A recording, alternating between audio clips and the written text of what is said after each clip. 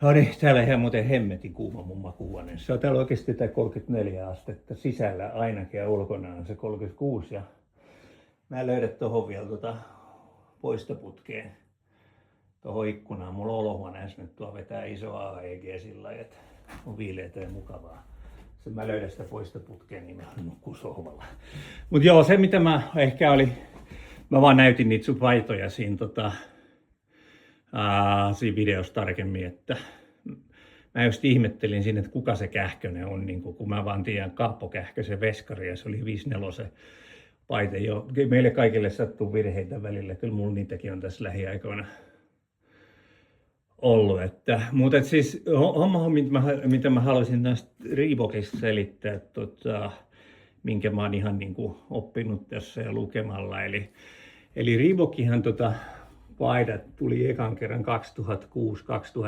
Mulla ei nyt tässä itse asiassa kaapissa on niin sanottu Reebok 610 paita. Ei toi koho. Eli mennään tästä eteenpäin. Tässä on warranty jo. Eli 2006-2007 kaudelle niin tuli Reebokhan osti tämän Hockey Companyn, jossa on CCM-paidat. Ja tässä on vielä niin kuin tämmöinen tagi. Ja tässä huomaa, että tässä ei ole NHL niin kuin logo kauluksessa vielä. Ja täällä sitten sisällä periaatteessa niin lukee että CCM:n tekemä, niin kuin se näet tässä. Ja Fightstrapin osalta, niin ne ekat Fightstrapithan oli semmoiset henkselit, niitä tuli vielä tuossa 90-luvun alussa joissain paidoissa, mutta Fightstrapit on periaatteessa tämmöisiä yksikerroksisia ollut, jotka on samanvärisiä tai suht samanvärisiä kuin paidat. Vielä tässä 6100 Reebokissa. Mutta sitten tuli niin sanottu Reebok Edge 1, tuli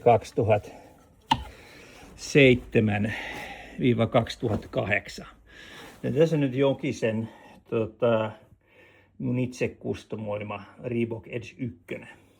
Ja siis mikä näissä on se merkittävä ero ensinnäkin, että tämä materiaali on aika erilaista, se on paksumpaa siinä kakkosessa. Eli se kakkonen tuli jo 27-28 kauden lopussa, kun pelaajat valittiin ja ei tykännyt niistä. Ja eron helpoiten nähdä, että onko se niin kuin, plus tietenkin tämä kangas on nähdä tästä Fightstrapista edelleen. Eli Edge 1, niin nämä Fightstrapit on yksikerroksisia vielä. Mutta jos nyt mennään tähän koivun paitaan, vaikka siinä on tämä vektori. Mä puhun tuosta vektorista ihan just lisää, niin tää nyt pois tästä. Eli siinäkin on Reebok-teksti, mutta Edge 2, katos, tää on Edge 1 vielä. No, mistäkään mä löytäisin nyt semmoisen, missä on vektoria, on niin sanotusti,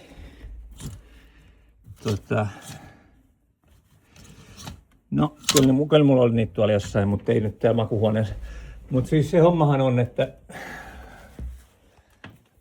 siinä toinen vekki pois, niin tää kaksikerroksinen Fightstrappi on niinku se paras nähdä, että onko se niinku pelaajille tehty paita. Eli tää tuli siinä Edge 2, vaikka niissä oli vektorit jo osille jengeistä 2007-2008,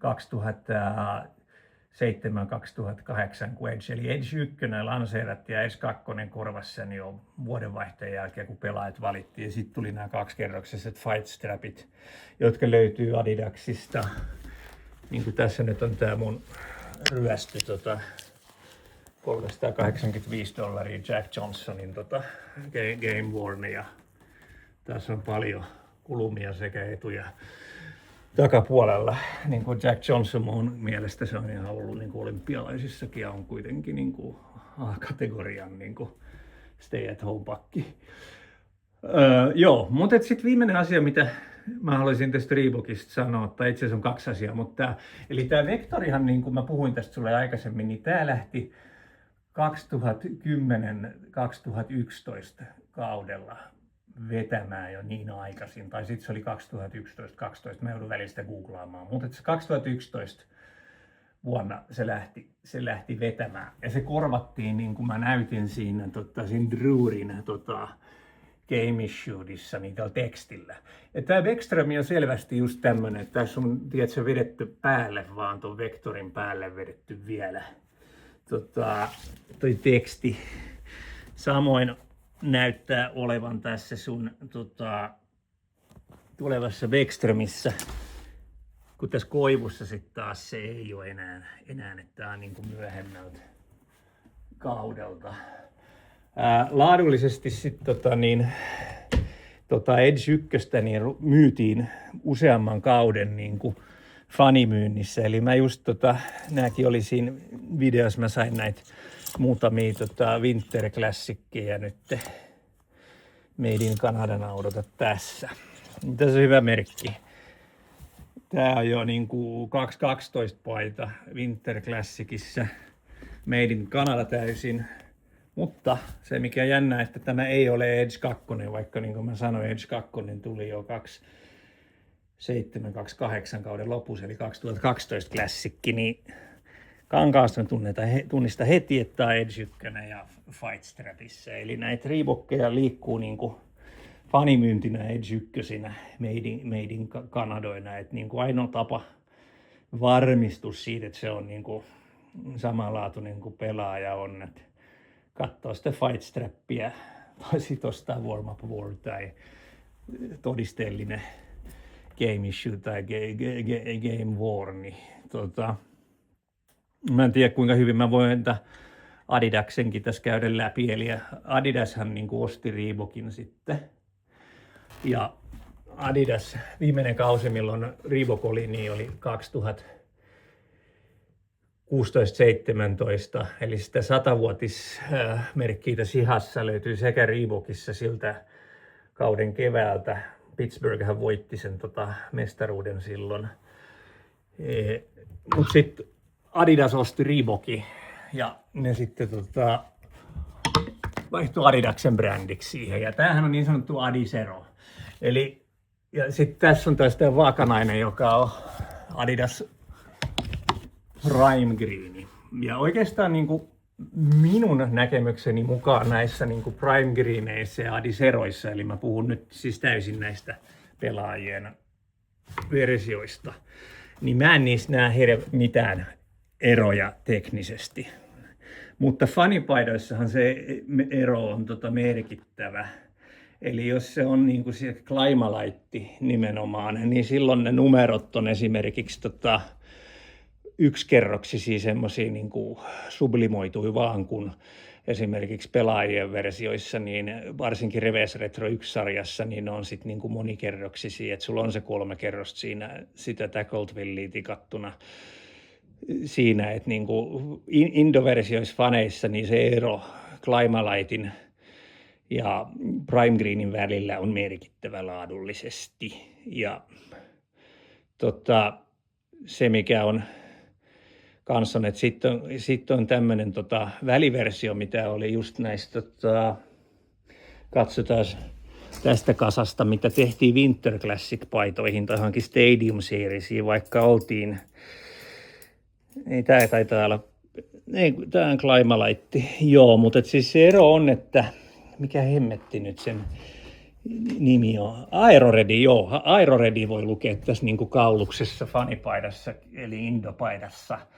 Ja se on, että se on niin kuin nimenomaan mun analyysin mukaan, että ne numerot on tikattu, että ne ei ole niin kuin yksikerroksisia. Että jos sä näit sen violettisen kopitarin, minkä mä möin esimerkiksi tässä hiljattain, niin sehän oli kustomoitu Kanadassa, että siinä ne ei ollut yhdessä kerroksessa, kun jos me katsoo sitä mun myynnissä olevaa Reverse Retro 1 tavaresiin, niin sinne on niin kuin tulostettu vaan niin kuin kerroksena, että ne ei ole oikeasti oikeita leijereitä ne numerot, niin kuin esimerkiksi tässä paidassa nyt on 2, pahimmillaan 3 kerrosta. Että se on se ero, että muutenhan sitten niinku Adidaksen Indon ja